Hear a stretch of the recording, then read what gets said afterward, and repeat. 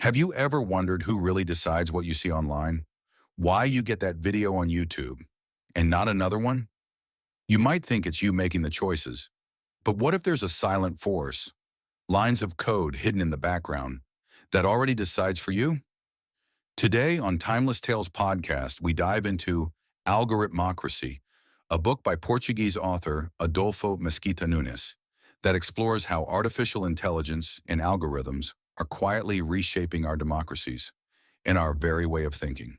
This isn't just about technology, it's about power, invisible, algorithmic power.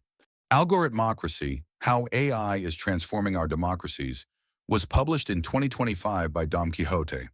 The author, Adolfo Mesquita Nunes, is a lawyer and former Portuguese Secretary of State for Tourism.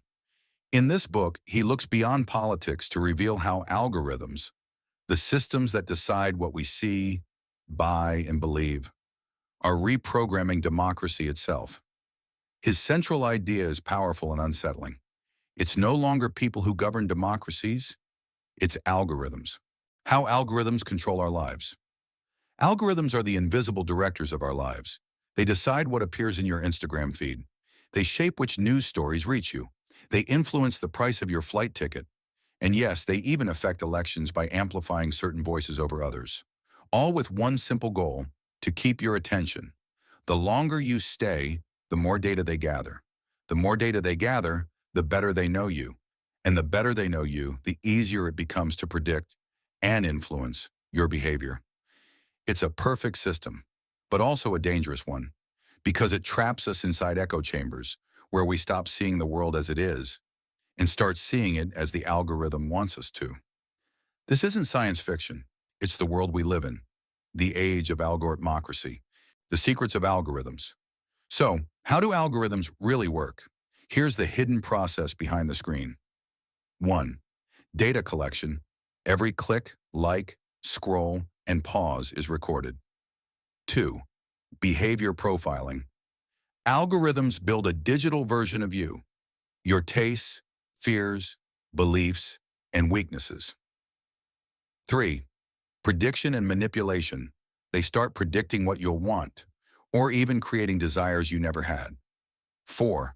Emotional optimization. Because emotional reactions are faster than rational ones, they feed you more of what triggers outrage, fear, or instant pleasure. And here's the disturbing truth. Even the people who design these systems don't fully understand how they evolve. That's the invisible power of the algorithmic state, the algorithmocracy in action. Why this book matters. Algorithmocracy isn't just a tech essay. It's a wake-up call about freedom of thought and how easily it can be outsourced to machines. Nunes argues that innovation alone isn't enough. We need digital literacy, ethical awareness, and critical education to resist manipulation. Because in a world ruled by data, democracy depends on citizens who can still think for themselves. The real question isn't whether algorithms control us. It's whether we're even aware that they do. The book ends with a note of cautious optimism. Algorithms aren't evil. The danger lies in giving them unchecked power. It's up to us to demand transparency, to question what we see, and to teach future generations how to think critically. Because if democracy depends on free thought, digital literacy is the new political literacy. If this episode made you think, share it. Maybe the algorithm will spread it even further.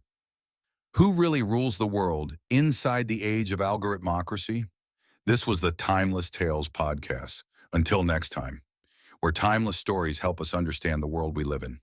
In an interview with SIC News, Adolfo Mesquita Nunes, the author of AlgorithMocracy, explained how algorithms have quietly reshaped the way we consume information. He said, "I returned to SIC Noticias to talk about my new book. I explained that it's algorithms that determine which videos, news, and articles appear in our feeds. They favor sharp, radical, and conflict-driven content, the kind that provokes outrage and strong emotions. Why? Because research shows those are the ones that grab us most, the ones we click on. And the result? Politicians, commentators, journalists, they all adapt to the algorithm's preferences just to be seen. What was once human discourse is now a performance for the algorithm, a democracy redesigned by data.